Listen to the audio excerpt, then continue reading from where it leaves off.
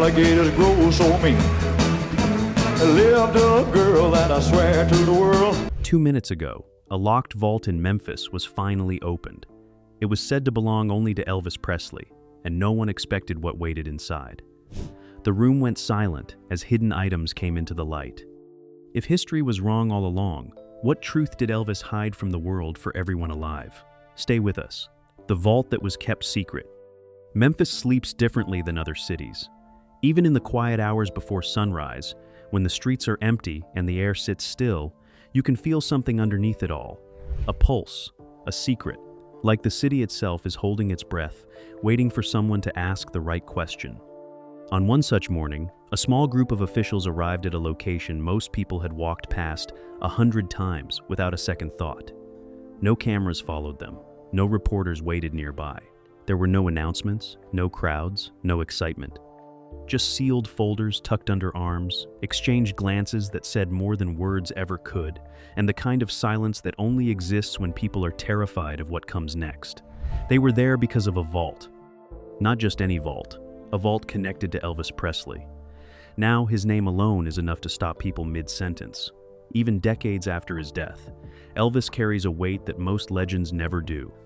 He was not simply a singer, he was a force, a mystery. A man who lived so loudly that even his silence was loud.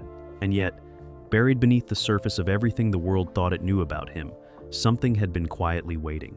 The vault had been spoken about in whispers for years. Hushed conversations between people who had worked close to Elvis in his final years. References in letters that were never meant to be read. Rumors passed between old hands who swore they had seen something, heard something, been told something they were asked to forget. But nothing was ever confirmed. Nothing was ever proven. The vault existed the way ghosts exist. You could not touch it, but you could not quite dismiss it either. What made it stranger still was this. No one had opened it since Elvis was alive.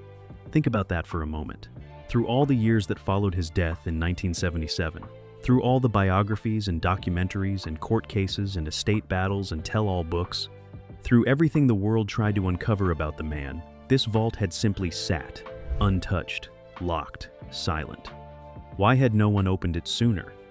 That question itself told a story, because sometimes the most powerful secret is not the one being hidden, it is the one everyone is too afraid to find.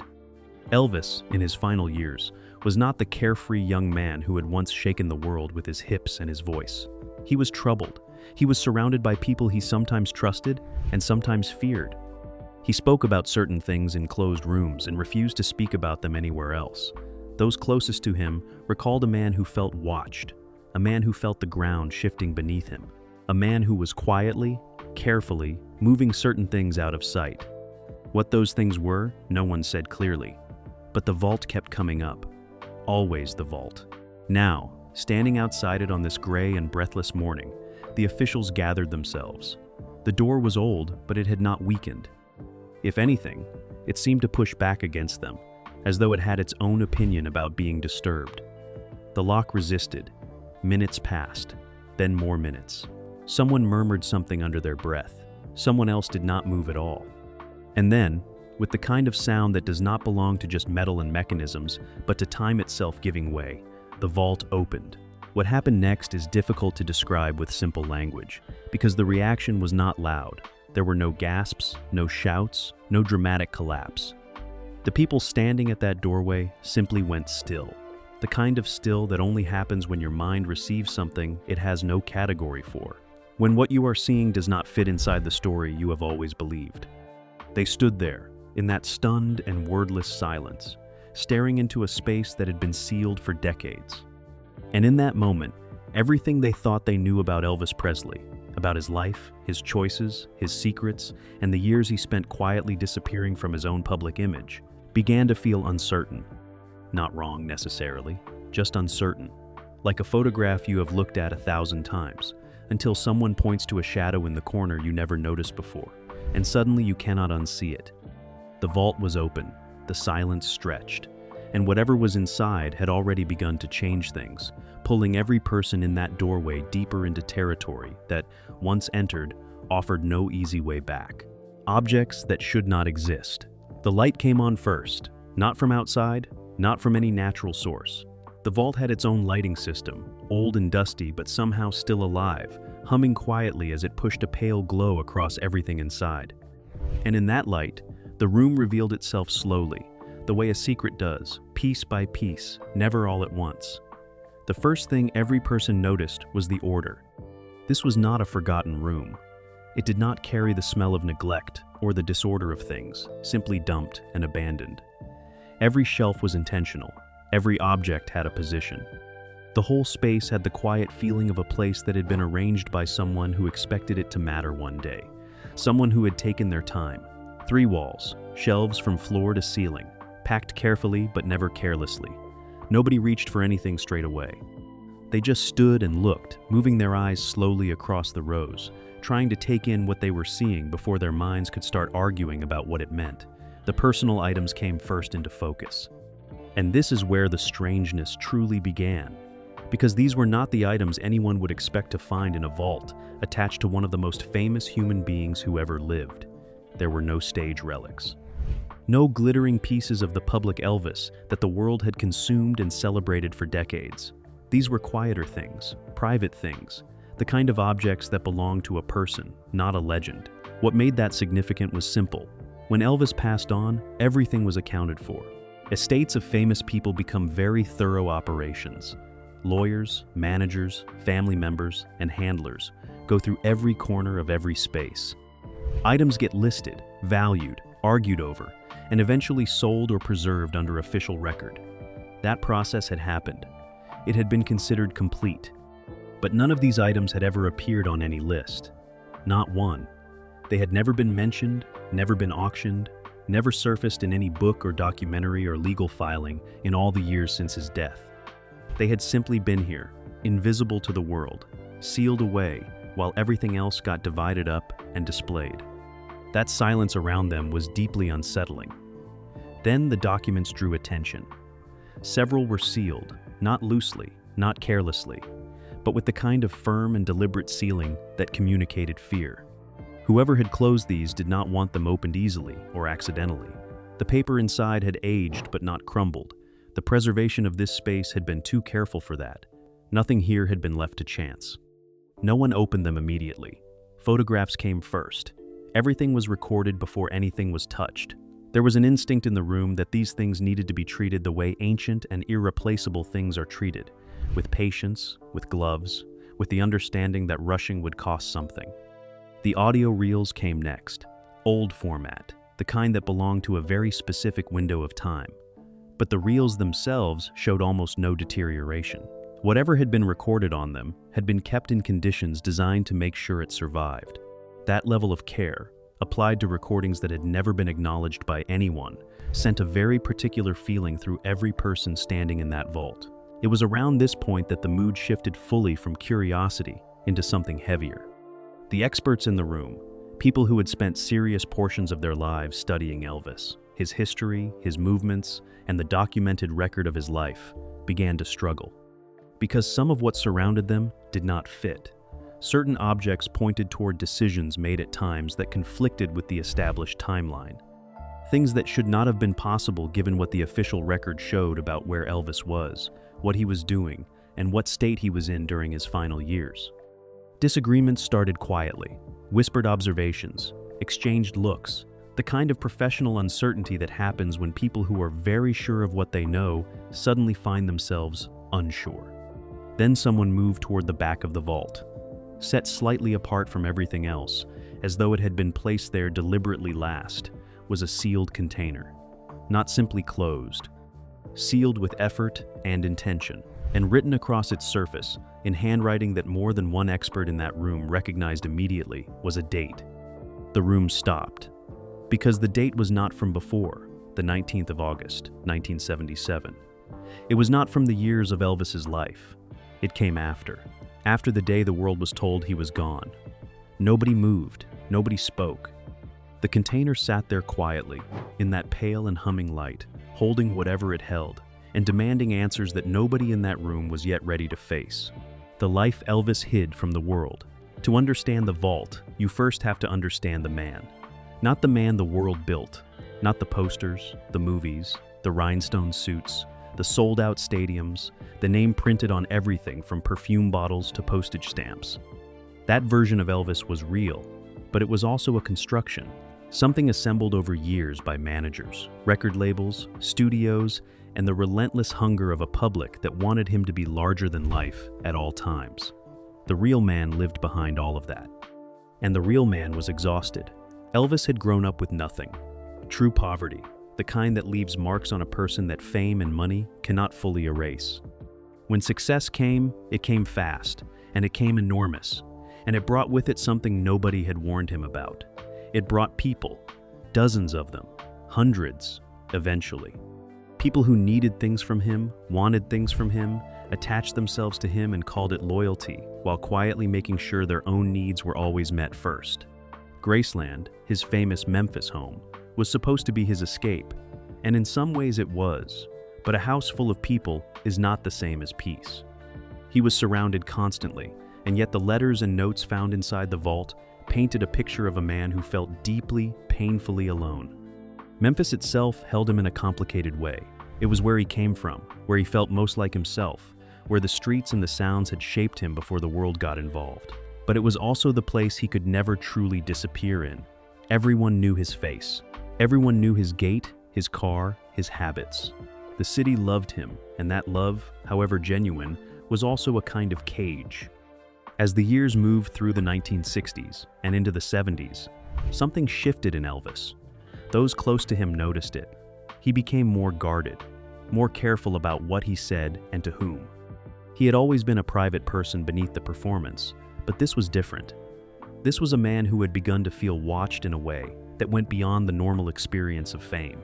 The documents in the vault gave that feeling a texture. Written in his own hand, across pages that had never been meant for any audience, Elvis described a growing sense that certain conversations were being monitored, that certain decisions he tried to make for himself kept getting redirected by people around him, that the machinery surrounding his life had become so large and so self-interested that he had effectively lost control of it, not dramatically, not all at once, but slowly, quietly, the way water shapes a stone over years, without the stone ever feeling a single drop. He trusted very few people by the end. That much was clear from everything found in the vault. The inner circle that the public imagined as loyal and devoted looked very different from the inside. Some relationships that appeared warm and close in photographs and interviews were described in these private pages with a wariness that was striking. Names that appeared affectionately in public statements appeared differently in private ones. And threaded through all of it was a question that kept surfacing between the lines. Not asked directly, because Elvis was careful even in his private writing, but present all the same. The question of what would happen to the truth once he was no longer around to protect it.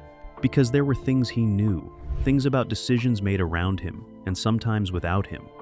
Things about the version of his life that was being packaged and sold, and things about the version that was being quietly buried. He was not simply a man worried about his reputation. He was a man who understood that powerful people had powerful reasons to control certain narratives, and that he sat at the center of several of them. The vault, seen in this light, began to make a different kind of sense. It was not just storage, it was insurance. A place where the real version of things could survive even if the world outside was determined to tell a different story. But then came the name. It appeared first in a letter dated from the early part of 1977, written in the same careful hand as the others. Then again in a separate document. Then in marginal notes on what appeared to be a personal schedule, always the same name. Always written with a familiarity that suggested this person was not a stranger, but someone significant. Someone trusted in a way that very few people had been trusted by that point. The problem was simple and deeply unsettling. Nobody recognized it. Not one historian, not one researcher, not one person in that vault who had spent years building expertise around Elvis Presley and the world he inhabited could place this name within any known record. It did not appear in biographies, it did not appear in estate documents, or court filings, or interview transcripts, or the accounts of people who had known him. It existed only here, in these private pages, repeated with a quiet consistency that made its absence from every official record feel less like an oversight and more like a removal. Someone had been important enough to Elvis that he wrote their name repeatedly in his most private writings, and yet somehow that someone had been completely erased from the historical record. That did not happen by accident. The final days rewritten. Everyone thinks they know how the story ends. The 19th of August, 1977, Graceland. A man found unresponsive, an ambulance, a hospital, and then the news that rolled across the world like a wave that never fully settled. Elvis Presley was gone. The world grieved, and the story was closed, filed away into the permanent record of history. Except now, standing inside a vault full of things that should not exist, nobody in that room was quite so certain anymore. The materials pulled from the shelves had begun to tell a different version of those final days, not wildly different, not the kind of difference that announces itself loudly, the kind that works quietly, the way a small crack in a wall works, easy to overlook until you press against it and the whole surface shifts.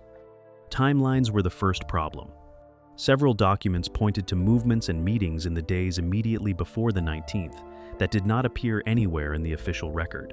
Not contradicted by the official record, simply absent from it.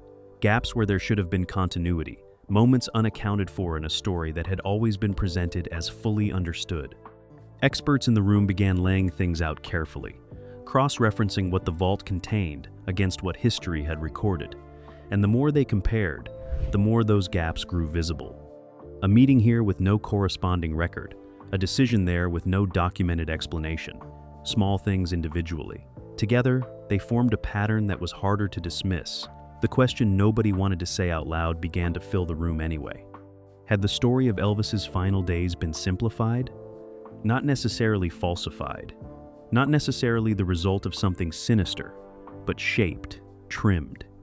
Adjusted for an audience that was already overwhelmed by grief and perhaps not served by every complicated detail. Famous people pass on publicly, even when they pass on privately. The moment belongs to the world before it belongs to the truth. And sometimes the version that gets recorded in those raw and emotional hours is not the most accurate one. It is simply the first one. And first versions have a way of hardening into fact before anyone has had time to check them properly. But the human weight of this realization pressed down on everyone in that vault in a way that went beyond academic debate. Because behind all of the documents and timelines and missing moments was a person. A man who had grown up poor and become extraordinary, and spent the last years of his life feeling trapped inside his own existence. A man who had loved deeply and been let down quietly, and kept writing in private because it was the only space he had left that belonged entirely to him. Whatever had been left out of the official story had a cost. Not just a historical cost, a human one. Someone had carried knowledge that the rest of the world was not given. Someone had made decisions in those final hours that determined what would be remembered and what would be set aside. And those decisions had held for decades, until now. Because near the very back of the vault, tucked behind the sealed container with the impossible date, someone found something that changed the temperature of the entire room. It was a recording, old format, consistent with the other audio reels, but stored separately and wrapped with a care that set it apart from everything else. It was not labeled with a date or a subject or any kind of technical description. The label was 2 words only, written in the same hand that had filled the documents and letters throughout the vault. If found. 2 words that carried the full weight of a man who had prepared for the possibility that none of this would ever be discovered, who had made something and hidden it and allowed for the chance that it might simply remain hidden forever, but who had also allowed for the other possibility. The one now standing in the room, holding this reel, hearts loud in the silence. Nobody spoke. The recording had waited years for this moment. It had outlasted doubt, outlasted distance, outlasted every version of the story the world had agreed to tell. Now, it was time to listen. And nothing, for any person in that room, would be the same once they did. The message Elvis never gave. The reel sat on the table like a held breath. Nobody rushed. After everything they had seen inside that vault, after the documents and the impossible date and the personal items that history had somehow never recorded, there was a collective understanding in that room that this moment required stillness, that whatever was on this recording deserved to be approached with care. The equipment was old but functional. Someone had thought to bring compatible playback tools, as though some part of the planning for this morning had quietly anticipated something like this. The reel was loaded carefully, handled with the kind of reverence usually reserved for things that belong to museums or places of worship. Then, the room went completely silent, and the voice came through. It was unmistakable. Not the performance voice, not the rich and commanding sound that had filled arenas and broken through radios across generations. This was quieter, more careful. The voice of a man sitting alone, somewhere private, speaking not to a crowd but to a future he could only imagine, a future that might never arrive, a future that was, right now, standing in a vault in Memphis with its heart in its throat. He did not begin with drama. He began the way a tired person begins when they have been carrying something heavy for a very long time and have finally found a place to set it down, slowly, with relief and sadness mixed together in a way that is difficult to separate. He spoke about love first, not romantic love, though that was present in the spaces between his words. He spoke about the love that fame interrupts, the kind of love that exists between a person and their own life, the simple ability to move through the world as yourself, to make choices that belong to you, to know that the people around you are there because of who you are and not what you represent. That kind of love had been taken from him so gradually that by the time he understood it was gone, he could no longer remember exactly when it had left.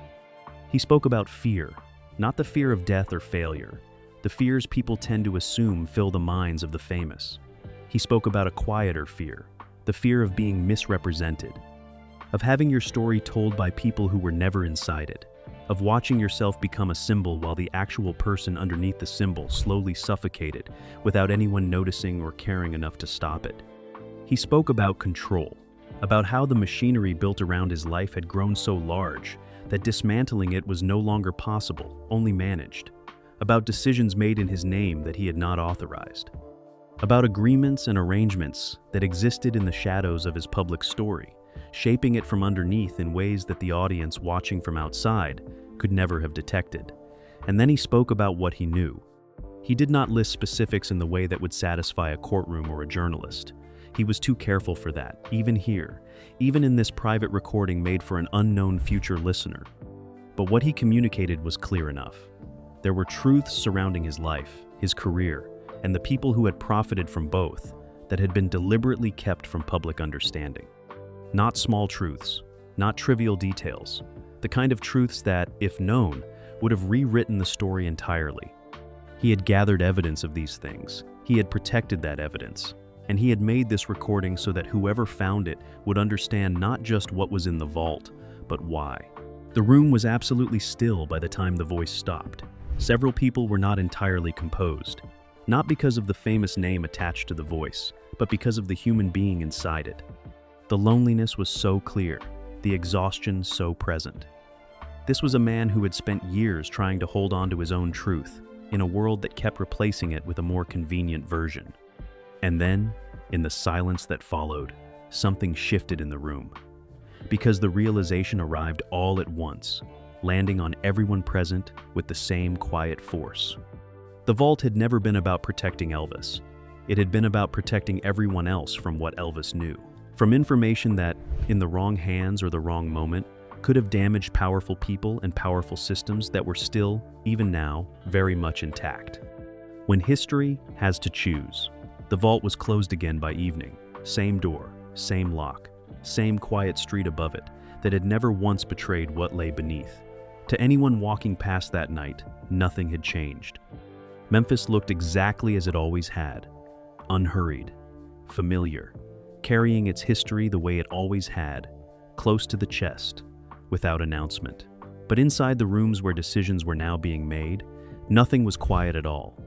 The people who had stood in that vault that morning had spent the hours since doing what powerful people always do when something threatens to overturn an established order. They gathered, they spoke carefully. They weighed things against each other in a way that has nothing to do with right and wrong, and everything to do with consequence. Families had been contacted. Institutions had been notified. Historians who had spent entire careers building their understanding of Elvis Presley and the world surrounding him were now being asked, very gently but very firmly, to reconsider certain conclusions. The conversations were polite. They were also heavy with everything being left unsaid. Because the real debate was never about Elvis. Not truly. It was about something much older and much more uncomfortable. The question of who gets to decide what the public deserves to know. Who sits in the room where truth is measured against stability and makes the call about which one wins. Legends are not only built from talent. That much had always been quietly understood by people close enough to see how these things work. They are built from selection. From the careful decision to illuminate certain parts of a story while allowing other parts to remain in shadow. Not always out of malice, sometimes out of protection, sometimes out of fear. Sometimes simply because the full truth is too complicated to survive contact with a grieving and hungry public. Elvis had understood this better than most. It was why he had built the vault in the first place. And now the same forces that had shaped his story during his lifetime were gathering again to shape what happened next. The recording existed, the documents existed. The sealed container with its impossible date existed. But existence and exposure are two entirely different things, and the distance between them is controlled by people who rarely appear in any public record. The vault was resealed before midnight. Whatever happens next, one thing had already changed and could not be unchanged. The people who had been inside that room, who had heard that voice and read those pages, and stood before that impossible date, carried something now that could not be returned, a different understanding. A crack in the version of events they had always accepted. Memphis looked the same the following morning, the streets unchanged, the city moving through its day without visible disruption. But underneath it, something had shifted permanently, the way the ground shifts before anyone on the surface feels it. Some legends are not built on lies. They are built on carefully guarded truths, held in the dark, waiting patiently for the moment the world becomes ready to hold them. That moment had arrived, and what the world chose to do with it was another question entirely.